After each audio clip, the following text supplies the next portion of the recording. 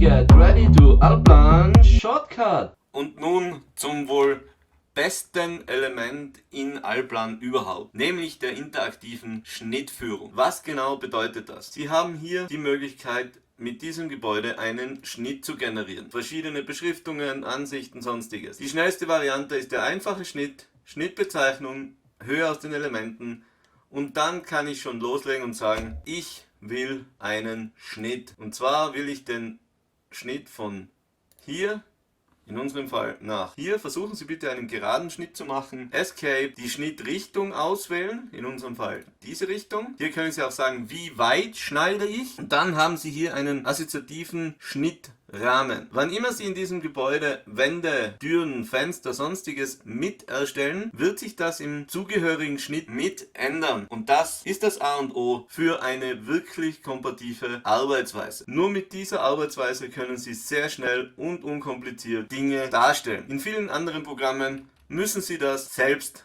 machen. Jetzt habe ich auch einen Schnitt mit Fenster. Hier sehen Sie auch den Fensterschnitt. Das war der einfache Schnitt und nun viel Vergnügen mit Allplan.